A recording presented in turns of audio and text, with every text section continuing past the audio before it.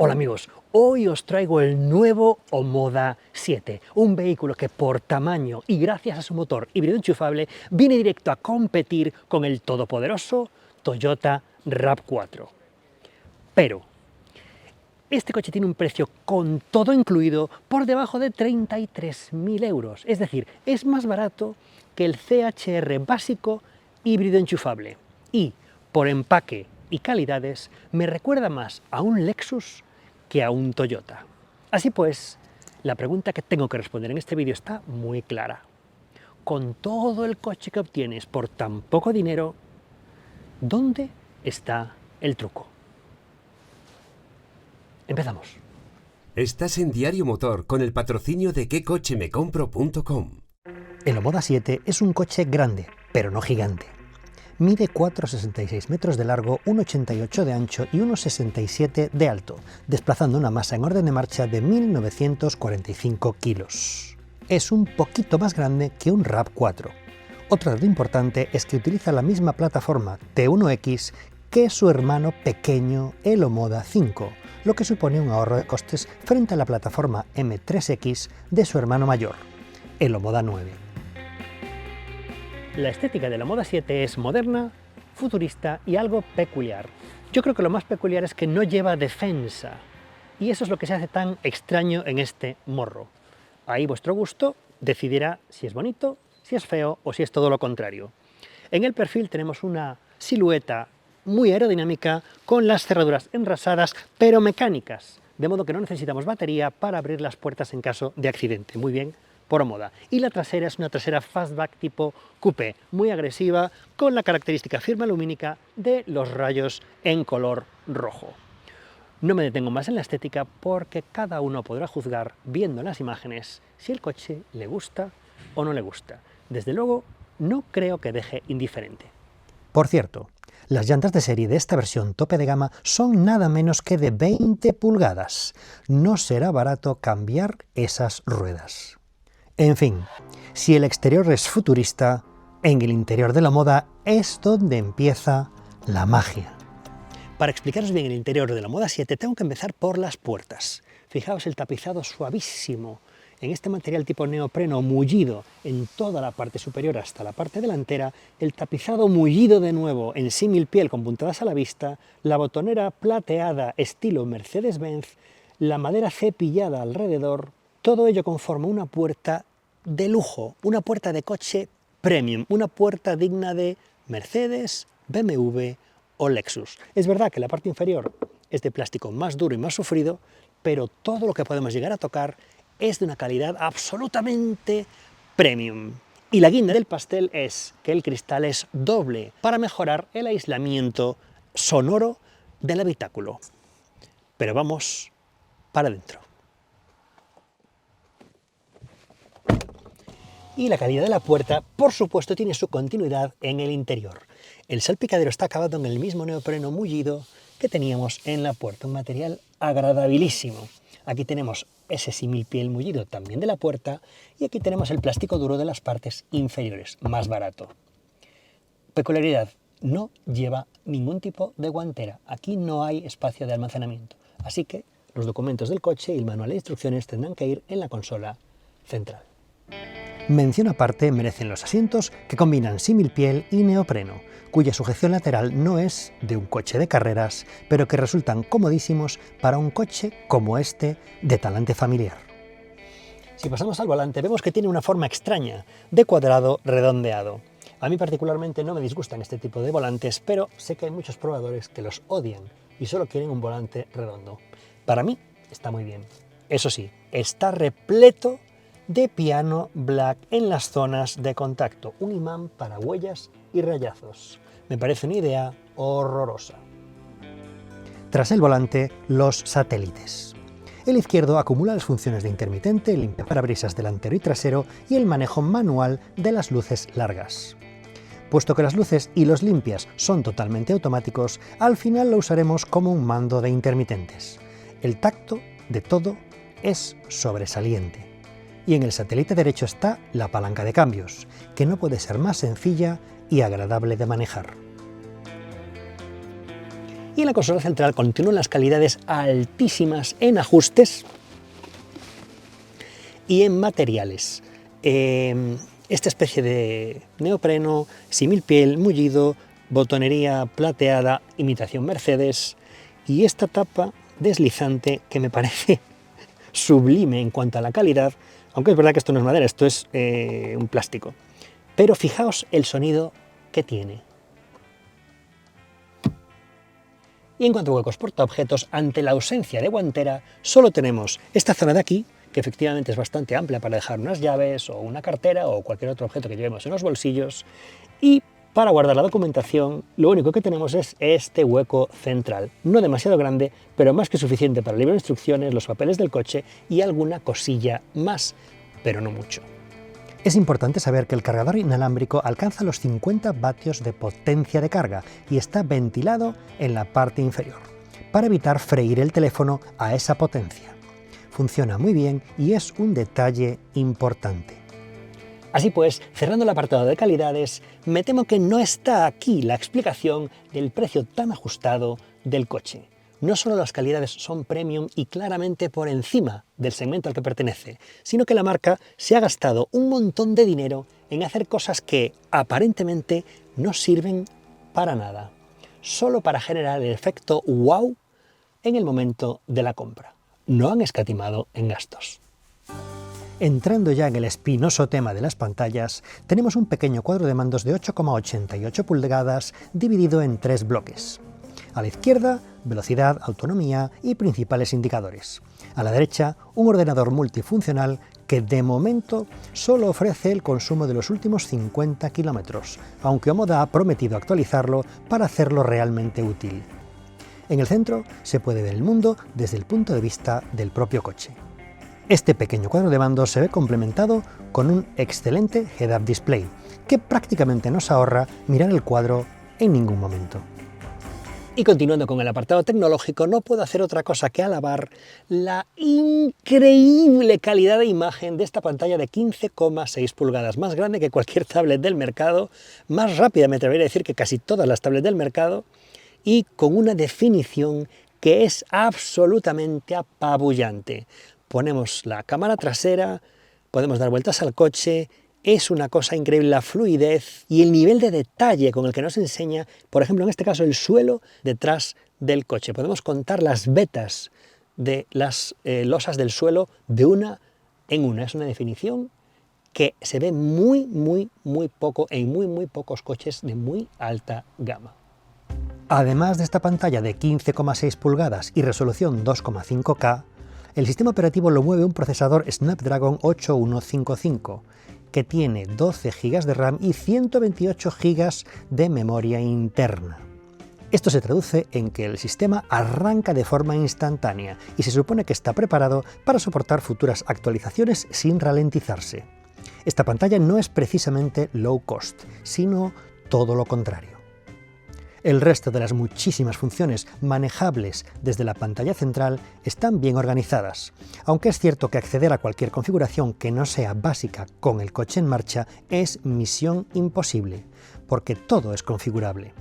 Me recuerda mucho a Tesla. Hasta aquí todo muy bonito, pero vamos a empezar a ponerle algunas pegas importantes al coche. La primera es la postura de conducción. La regulación del volante es claramente insuficiente en profundidad. Puedo escoger entre tener el volante lejos o muy lejos. Si lo acerco del todo, aún así los pedales se me echan bastante encima en mi postura, digamos, óptima. Así que la postura de conducción en cuanto a longitudinal no me resulta cómoda. Pero es que tampoco es una postura correcta en el sentido vertical. Fijaos, ahora tengo el asiento abajo del todo. No se puede echar más hacia abajo y me siento altísimo. Veo claramente el capó, veo claramente por encima de las ventanillas. Me gustaría ir más bajo. De hecho, yo soy una persona no muy alta, 1,74 m, y me siento como muy cerca del techo. El asiento tendría que bajar por lo menos otros 2 o 3 centímetros para que alguien realmente alto pudiera ir cómodo aquí. Es como si el coche hubiera sido diseñado para personas por debajo del 1,80 m, 1,75 m, y cuanto más hacia abajo, mejor. Pero vamos con más pegas. Esta vez un clásico, la falta de mandos físicos. Tenemos una pequeña fila de botones con los modos de conducción, muy bien. La selección entre eléctrico e híbrido, muy bien también. El botón de encendido y apagado, desconectar el aire acondicionado, los botones de intermitentes de emergencia y desempañado delantero y trasero. Eso sería todo. Para acceder al climatizador tenemos una barra fija aquí, pero no es un acceso demasiado bueno. Hay que acertar bastante bien el punto donde sube y baja la temperatura, lo cual en marcha no es una buena idea. ¿Dónde están los mandos físicos para controlar cosas como, por ejemplo, en la regulación de los espejos? Aquí faltan mandos físicos y ese sí que es un claro ahorro de costes, aunque hay que reconocer que es un mal endémico a casi toda la industria y no algo exclusivo ni de este coche ni de los coches chinos. Queremos mandos físicos. Vamos ahora con las plazas traseras. La puerta es gigantesca, de forma bastante cuadrada, el ángulo de apertura es muy bueno y es un SUV ideal para poner y quitar niños de su sillita infantil. El acceso es inmejorable. Si pasamos al interior, lo primero que vemos es que con el asiento colocado para mi estatura tengo un espacio enorme. La distancia al asiento delantero es absolutamente desmesurada. Fijaos el espacio que me queda y además puedo poner los pies debajo del asiento. La calidad de la puerta es idéntica a la de la puerta delantera, con este altavoz imitación Mercedes, mandos, símil madera, todo igual que la puerta delantera, calidad suprema.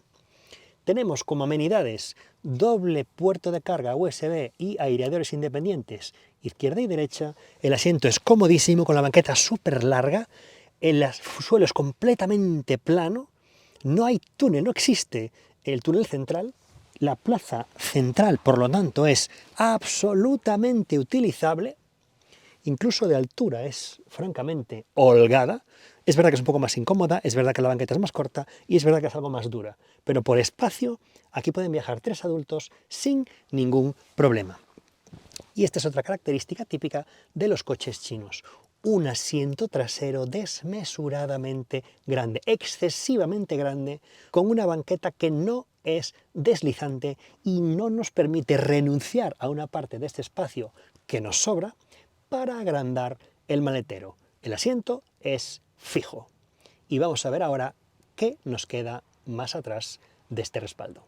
Y cerrando el apartado interior, vamos con el maletero, por supuesto, de apertura eléctrica. Tal vez este sea el punto más débil del coche. Es un coche de 4,66 m, es un poquito más largo que un RAV4, como ya os he comentado. Pero fijaos qué problema tenemos en el maletero. Declara 537 litros VDA, pero son 537 litros falsos, porque cuentan hasta el techo. Y así no es como se mide un maletero. Un maletero se mide hasta la bandeja. Puesto que ese dato no lo tengo, os lo voy a tener que dar yo a ojo. Yo creo que aquí hasta la bandeja hay unos 460, tal vez siendo muy optimistas, 470 litros de maletero. Es un maletero pequeño para un coche tan grande. Cabrían holgadamente 4 maletas de cabina y varias mochilas, pero por ejemplo la quinta maleta de cabina no la acabo de ver aquí metida. ¿Y cuál es el problema? ¿Dónde está ese espacio que nos falta? El espacio está perdido aquí debajo. Aquí debajo habría unos 200 litros de maletero más si no fuera por este molde de Porexpan que ocupa todo este volumen. Aquí tenemos el kit antipinchazos, el cable de recarga, el cable de carga externa hacia objetos que estén fuera y que queramos enchufar. Pero ¿por qué no quitamos todo esto? ¿Por qué no aprovechamos este espacio para equipaje? Porque no se puede. Aquí va la batería de servicio, en una posición totalmente fija e inamovible. Así que no podemos aprovechar este trozo por culpa de esa batería y lo que quiera que vaya aquí detrás. Me parece una pena, me parece un desaprovechamiento del espacio difícilmente justificable y creo que desde el punto de vista ingenieril este coche pide a gritos una revisión de dónde se meten esos componentes, cómo se pueden bajar o juntar en la parte delantera para ganar aquí por lo menos otros 150 o 200 litros de maletero que en Europa serían súper clave, además de permitir que el asiento posterior tenga unos carriles y se pueda desplazar hacia adelante, aprovechando todo el espacio libre que tiene. Así pues, considero que este maletero, siendo perfectamente válido para viajar 4 personas, es pequeño para el tamaño total del coche. Y en la categoría hay coches con maleteros bastante más grandes. Vamos a zambullirnos en algunos datos técnicos. El único motor disponible para el Omoda 7 es el híbrido enchufable de 279 caballos totales combinados. El motor térmico es un 4 cilindros turbo de 1,5 litros y 143 caballos de potencia, que sería la potencia mínima con la que trabajaría el sistema en caso de agotar la batería de alta tensión. Presume de una eficiencia térmica de un 44,5%, que sería ahora mismo la máxima del mercado, gracias a su ciclo Deep Miller. El motor eléctrico que empuja el coche tiene 204 caballos y esos son los que realmente empujan este coche. La transmisión, continuamente variable, es de engranajes planetarios, estilo Toyota. Es la fórmula más fiable y más eficiente para este tipo de sistemas. Y en este caso no da ninguna sensación de resbalamiento porque el motor eléctrico es el protagonista y empuja siempre al instante. Contamos con una batería de litio ferrofosfato fabricada por KTL de 18,3 kWh de capacidad. La autonomía resultante es de 92 km 100% eléctricos. Permite la carga en corriente alterna hasta 6,6 kW, más que suficiente para carga doméstica. Y permite la carga en continua hasta 40 kW, más que suficiente en un cargador público. El vehículo puede alimentar dispositivos externos de hasta 3,3 kW, es decir, podríamos conectar una cocina de inducción a plena potencia o un lavaplatos sin que el coche llegase a inmutarse. Empezando por el aislamiento, este es un coche muy silencioso. Ahora mismo vamos por una carretera muy rugosa y muy rota, y todos los sonidos que se transmiten al interior del habitáculo son ahogados. Da la sensación de estar perfectamente aislado del exterior. No diría que la suspensión es particularmente blanda, pero el coche se hace muy confortable con este nivel de aislamiento, y diría que el confort es probablemente su principal cualidad, tanto acústico como físico. El aislamiento acústico se ve complementado con un sistema activo de cancelación de ruido basado en el sistema de sonido, lo que hace al coche todavía más silencioso. La entrada en funcionamiento del motor térmico es prácticamente imperceptible, salvo cuando pisamos a fondo durante varios segundos y solo entonces entra en el habitáculo como un lejano murmullo. El tacto de dirección es prácticamente mudo, como sucede en casi todos los coches modernos. Sí que nos da un mínimo feedback, pero es muy poquito. Así que tenemos que fiarnos de un poco la intuición para tomar las curvas sin superar el límite de adherencia. El comportamiento es súper estable. Al ser un coche tan pesado, que roza las 2 toneladas en orden de marcha, necesita una suspensión firme para no balancearse. Y os puedo asegurar que no balancea nada de nada. Aquí tampoco han escatimado en gastos. Lleva suspensión independiente McPherson en el eje delantero y suspensión independiente multibrazo en el eje trasero. Lo mejor de lo mejor.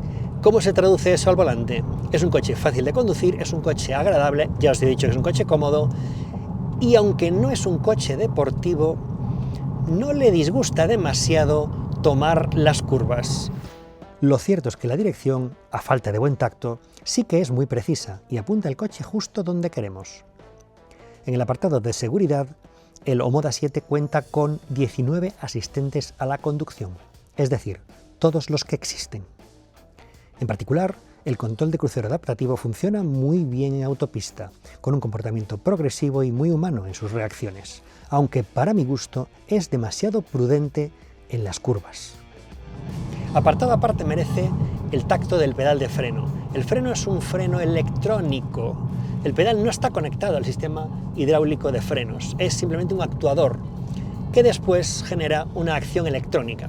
Por lo tanto, el tacto de freno es totalmente artificial. Me parece un freno bastante progresivo y realmente creo que el común de los mortales no lo distinguiría de un freno real, de un freno mecánico.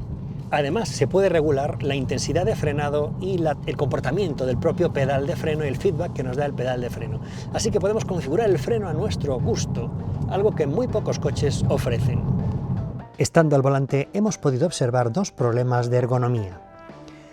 El codo derecho choca constantemente con la consola central, en los giros a derecha. Y la pantalla es tan grande que se mete ligeramente tras el volante, lo que nos obliga a apartar la mano derecha y asomarnos un poquito para ver la esquina superior izquierda de la imagen.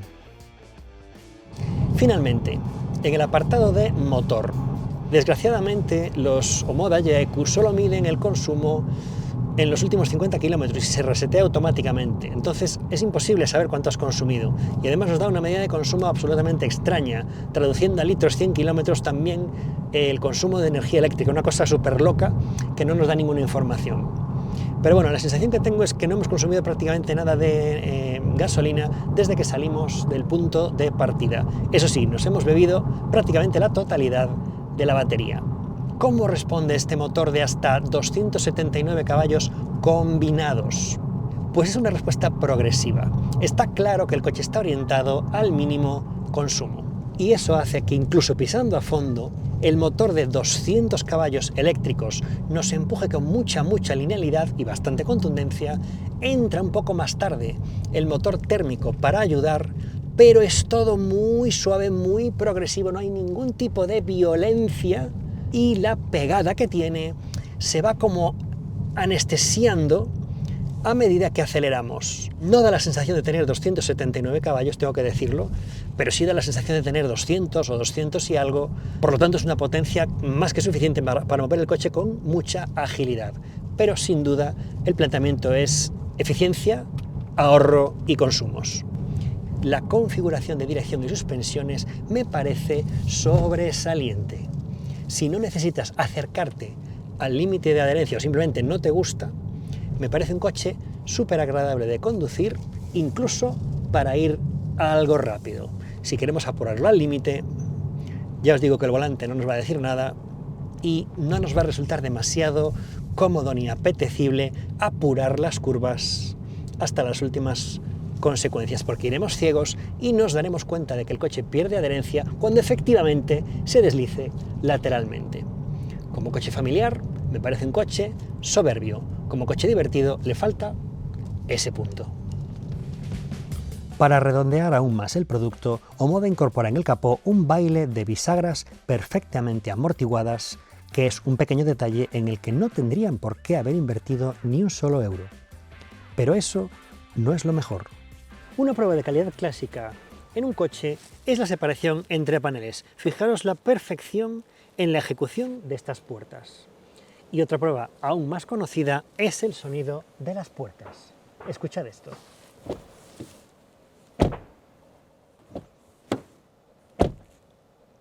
Es el sonido de un coche muy caro. La puerta trasera siempre suena bastante peor. Pero fijaos en esto.